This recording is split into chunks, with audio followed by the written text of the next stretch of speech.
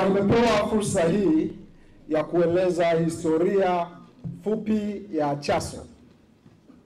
Kwanza kabisa, mimi kama mwanachaso nimepata mafanikio makubwa kwenye maisha yangu, na Chaso imeandika historia ambayo haitafutika kwenye maisha yangu ya siasa, kwa sababu imenilea na kunitengeneza nikiwa chuo kikuu, na imeonesha namna gani vijana tunaweza kuamua. Historia fupi ya kwangu na Chaso, kabla sijaingia kwenye historia ya Chaso kabisa. Mwaka 2018, kwanza 16 naingia chuo kikuu cha Dar es Salaam, nilipokelewa na bango Mabibo Hostel limeandikwa jiunge na Chadema, piga namba hii. Kitu cha kwanza nilifanya, sikuchukua admission letter. Nilipiga simu kwa katibu wa Chaso UDSM alikuwa anaitwa Kalebi Chisai, kujiunga kwanza na Chadema.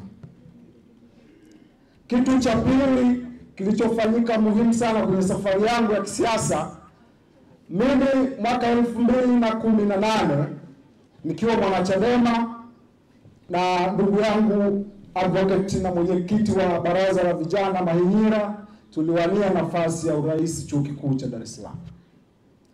Bahati ilikuwa kwangu na haikuwa bahati kwa advocate Mahinyira, kwa sababu alikuwa anajulikana zaidi kuliko mimi kwamba ni mwanachadema haswa.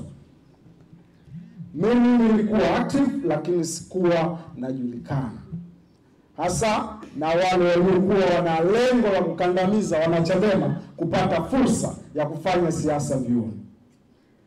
Kilichotokea ni nini? Kwamba nilipata fursa ya kuitwa kwenye usahili wa wagombea wa nafasi ya urais na kupitishwa jina langu, wakijua mimi sina chama chochote. Bahati nzuri ni kwamba nilipelekwa kwa wananchi kuomba kura. Hilo lilikuwa ndio kosa kubwa CCM walifanya chuo kikuu cha Dar es Salaam.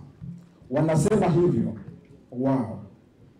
Baada ya kufanya hivyo, kilichotokea ni kwamba Chadema wote tukaja front kuhakikisha nashinda nafasi ya urais na tuliibuka kidedea. Bahati nzuri historia inakumbuka hivyo, na hakuna mtu ambaye alikuwa anagusha identity. Wote tulitambulika kuwa ni vijana wa Chadema. Tulikuwa tunajivunia kuwa Chadema kwa sababu by the time huwezi kuwa na akili timamu kama wewe haujitambulishi kuwa mwanachadema chuo kikuu. Watu wa CCM wote hawatambuliki hivyo kwa sababu wanaambiwa nini cha kufanya. Sisi tunafikiria nini cha kufanya. Sifa ya kwanza kuwa mwanachadema wa chuo kikuu ilikuwa ni critical thinking. Na in fact you can't choose Chadema over CCM kama haufikiri. Kitu kilichotokea mwaka wetu 2018, nilishinda nafasi ya urais mbele ya CCM. Ikumbukwe kwamba tunazungumza kipindi ambacho Magufuli alikuwa yuko madarakani na ameapa kwamba ataua Chadema. Kipindi hicho mkuu wa mkoa wa Dar es Salaam alikuwa Makonda, na alikuwa anashinda chuo kikuu cha Dar es Salaam. Pale kuna baa moja inaitwa Daruso Bar, alikuwa anashinda pale na vijana wa CCM. What we did ilikuwa ni surprise, kwa sababu Chaso you can be 10 and you outshine 100 or 1000 of CCM members anywhere. Tuliwa outshine kwa namba yetu ilikuwa ndogo, kwa sababu tulikuwa na uwezo mzuri wa kupanga nini cha kufanya mpaka tukashinda ule uchaguzi. Walifanya figisu, hawakuniapisha kwa muda kama mwezi mmoja na siku 6. Kipindi chote hicho walifanya vikao na mimi kuhakikisha kwamba nahamia CCM. Bahati nzuri hata simu iliyopigwa ili nisiapishwe ilikuwa imetoka Ikulu. Mimi sikujua kama naweza kuwa muhimu kiasi hicho, na nilikataa at first hand. Nikasema haiwezekani. But what happened, one of professors akaniita sehemu, tukaenda tukazungumza. Nikamwambia kwamba is it a sin for me to be Chadema kwenye nchi? Akasema no. Why? Hamtaki kuniapisha? Akasema ni simu imetoka Ikulu kama unavyosikia. Sikuamini. Akasema kitu pekee na kushauri ni uweze kuachia nafasi yako, ukatangaze kwa umma kwamba huwezi kuendelea na nafasi hiyo kwa sababu hutaki kuondoka Chadema. Sasa ni nini kilitokea? Mimi nilikubali, kwa sababu kipindi cha uchaguzi Chadema vijana wa chuo kikuu cha Dar es Salaam walikuwa wanachangia hela zao kuhakikisha mimi napata chochote kwa ajili ya kuhakikisha watu wote wanaotusupport tunaendelea na movement. Mimi nilikuwa na shilingi 5,000 tu naingia uchaguzi, but we did our best, we did a marvelous job kwa sababu tulikuwa wamoja. Sasa tuliposhinda uchaguzi tulitengeneza serikali na tulikuwa wanachaso wengi. Si kwamba tuliwanyima kabisa sisi nafasi kwa sababu sehemu pia ya serikali walikuwepo. Lakini Chadema kipindi hicho naamini tulitengeneza viongozi wengi sana. Wengi wao wapo, wengine wanashughulika na mambo yao, wengine wapo ndani ya Chadema. Na miongoni mwa vitu muhimu ambavyo mnapaswa kuvifahamu kwamba Mahinyila baada ya kukatwa ilikuwa my person ambaye atakuwa kuwa waziri mkuu. Everyone at the university alikuwa anajua hilo. Walichokifanya, aliongea Ntele kwamba walimpa onyo la mwisho, lakini siku hiyo ilibidi watumie kitu kingine. Wakampa barua ya kumzuia kujihusisha na siasa za chuo kikuu cha Dar es Salaam. Ilikuwa sio mwisho. Sasa hivi ni mwenyekiti wa baraza la vijana wa Chadema Taifa na ni mwenyekiti wa vijana wote Tanzania. Kama ninavyosema, the turn of our people will outshine 100 of CCM. Kwa hiyo kwa muda nyepesi, Advocate Mahinyila nuru yake, taa yake ya uongozi ilianza kuonekana chuo kikuu cha Dar es Salaam. Na alikuwa mwimba kweli kweli kwa CCM, lakini na wavivu waliokuwa wanapatikana UDSM. Akiwa spika wa bunge la Daruso, lakini baadaye alipogombea nafasi ya rais. Najaribu kuambia hichi sio kwa sababu najivunia sana historia yangu mimi tu nataka kubrag, lakini naamini it can inspire you. Hasa Chaso. Lakini pia najaribu kuonesha kwamba Chaso leo ndio viongozi wa chama katika nchi hii. Katika chama chetu na viongozi wa kitaifa ndani ya taifa hili wa baadaye. Historia fupi ni kwamba Chaso ilianzishwa na vuguvugu lake lilianza wakati ambao chama chetu kimeanza kushika hatamu vizuri, kinajaribu kufikia watu mbalimbali. Na kwa historia niliyopata, katibu wetu mkuu wa chama taifa Mheshimiwa John Nyika alikuwa ni miongoni mwa watu wa kwanza waliokabidhiwa kuendeleza au kuhakikisha harakati za vijana Tanzania na vyuo vikuu, wakati huo yeye akiwa anatambulika kama mkurugenzi.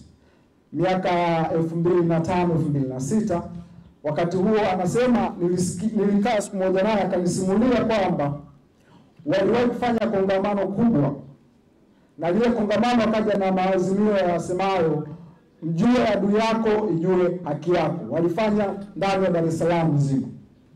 Wakati huo ilikuwa inatambulika kama vijana, na alikuwa anataka mkurugenzi wa vijana na vyuo vikuu. Haikuwepo Chaso. Nini kimefanyika mpaka Chaso ikaja? Umuhimu wa kujenga taasisi ya watu wasomi ambayo inajengwa na watu wasomi ulipokuwa una click kwenye vichwa vya viongozi wa Chadema wakati huo, ilikuwa ni lazima wafikirie nini cha kufanya kuendeleza harakati vioni.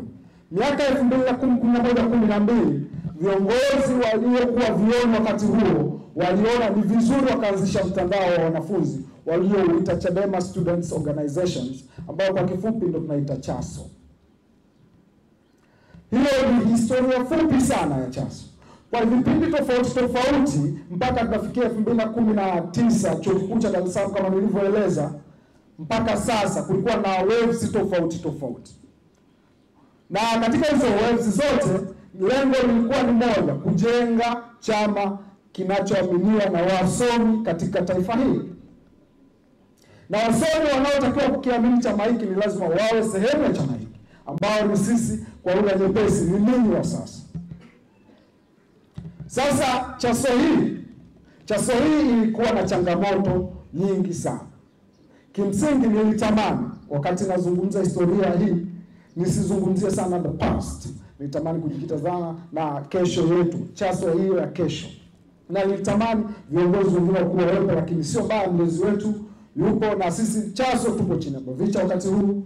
Lakini kitu muhimu sana ambacho mimi nadhani chama na Bavicha tunapaswa kukifanya kuhuisha siasa vioni, kitu muhimu sana. Kwanza tuhakikishe CHASO inakuwa na uratibu wa pekee yake. Tumeona kurugenzi tofauti. Wakurugenzi mawasikia vitambulisho. Ninatamani na Maimila kama mwenyekiti wa BAVICHA wa sasa anafahamu ndoto hii ya kuifanya CHASO iwe inatazamwa kwa jicho la isolation.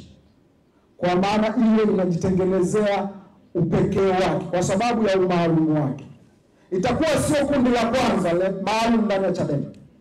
Kundi lingine maalum ni BAWACHA. Mnajua kwamba BAWACHA wanaingia kwenye chama chetu kila pahala. Isipokuwa vijana wa kiume na wazee pia hawaingii kwenye kategoria zote za chama. Sasa mimi natamani CHASO iwe na uendelevu. Mimi leo nilikuwa natambulishwa kama CHASO alumni. Bahati nzuri ni kwamba mimi kila sehemu ninayoenda natambulishwa kama CHASO. Sijui ni kwamba nimegoma kuzeeka au namna gani, lakini miaka 6 nyuma nilikuwa ndo mwanafunzi wa chuo kikuu. Kwa nini natambulishwa kama CHASO? Kwa sababu nilikuwa champion pia wa kuhakikisha kwamba at least CHASO ina gain momentum. Ni nini natamani kifanyike, Mheshimiwa Mwenyekiti wa Baraza la Vijana, kuhakikisha CHASO inatengeneza independence? Kwanza, CHASO ni mtandao wa wanafunzi. Na bahati mbaya tumeufanya uwe mtandao wa wanafunzi ambao ni active peke yake. Tumesahau kundi la CHASO wanaomaliza muda. Chadema tunahitaji kuglorify elites. Tunahitaji kudepend kwenye watu ambao ni educated. Hatuwezi kudepend kwenye watu educated ambao baada ya elimu zao, safari zao za kielimu, we dump them. Na sina maana kwamba we dump them totally, lakini tutapata watu wachache sana watakaopata fursa ya Advocate Mahinyila, watakaosimama na kuwaomba watu kura. Tuna wataalamu wengi, nimesikia maengineer, nimesikia wataalamu wa fedha, nimewasikia wataalamu wa elimu, nimewasikia wataalamu wa kijamii. Hao wote walipaswa kutumika na chama hiki kila wakati. Wakati wakiwepo vyuoni, wakimaliza, kiajiriwa. Ninatamani CHASO iwe network ambayo itaunganisha Watanzania wasomi wanaoamini Chadema kwa kipindi chote cha maisha yao. Na maanisha nini kwa kipindi chote cha maisha yao? Ukimaliza chuo ukaajiliwa, ubaki kuwa mwana Chadema active. Unaweza usifanye harakati za kuwa majukwaani, lakini ukasaidia Chadema kukua kulingana na taarifa utakazofili chama chako. Kama wewe ni mtu wa tafiti, utakuwa kwenye vitengo vya serikali vya utafiti, sio? Ukiwa hapo, tafsiri yake Chadema ikitaka taarifa sahihi, ni rahisi kupata kwako kwa sababu wanafahamu kwenye database yao wewe ni mwanachama wao. Ukitaka leo kufanya analysis yoyote ya kitaalamu, Chadema tunarudi kwenye utaalamu. Kama unataka leo directorate ya masuala ya katiba na sheria ya Chadema ifanye analysis ya masuala ya sheria, ni muhimu sana ikafahamu au ikajua umuhimu wa kuwatumia vijana wanaopatikana vyuo vikuu ili wakuze, ili endelee kuwa nacha, iendelee kufanya wawe karibu. The same applies to every field ya academics. Hili litatusaidia sana. Tunawezaje kufanya hili, Mheshimiwa Mwenyekiti wa BAVICHA Taifa? Inawezekana kama tukiimarisha mfumo wetu wa kidigitali wa Chadema. Tunaweza kutengeneza column inayowaunganisha wasomi wa Chadema waliomaliza vyuo vikuu, waliopo vyuo vikuu, na tunaweza kukaa na uwezo wa kudonate all the time, kuempower shughuli kama hizi ziwe zinafanywa na wanaCHASO wenyewe, ili mara kwa mara tuweze kuona CHASO ikiprosper. Tukiwa na wanaCHASO wanaoenda diaspora, wanaweza kuwashika mkono vijana wenzao wanaosoma vyuo vikuu ili waone njia sahihi ya kwenda kusoma nchi za watu, ili kuongeza maarifa, lakini na kutengeneza upana mkubwa sana wa CHASO. Tutatambulika hivyo kama wasomi wa chama chetu, lakini tutaangalia namna kukisaidia zaidi chama kiuchumi, kimaarifa na kitafiti. Inawezekana sana. Nimekuwa nikifanya mawasiliano na viongozi wa chama taifa kuhusu swala hilo. Naamini watalifanyia kazi, lakini CHASO kwa sasa, neno langu la mwisho kwenu, tunatengeneza taifa zuri sana kesho. Chadema ya sasa sio ile ya miaka nyuma. Kwa hiyo mjiandae na mapambano, no reforms no election. Tukishinda kwenye mapambano haya, mjiandae kuwa viongozi wa taifa hili, mjiandae kushika dola ya Tanzania. Hatuwezi kuwa na dola tukiwa hatuna watu. Ili tuwe na watu, vijana wa Chaso mnatakiwa kuambie vijana wengine wajiunge na Chaso ili tutengeneze taifa la wasomi litakaloongozwa na watu wenye akili timamu. Nilikuwa na mambo mengi sana ya kushare na ninyi, lakini muda sio rafiki kwangu, lakini niseme kwamba Chaso chanzo cha fikra bora isiwe kwetu tu, tutakuwa na binafsi sana. Tuisambaze vyo vyote, tuende sehemu tofauti tofauti, na tuhimize viongozi wetu watengeneze chain nzuri ili tuendelee kudepend kwa wasomi. Asanteni sana, Mungu awabariki.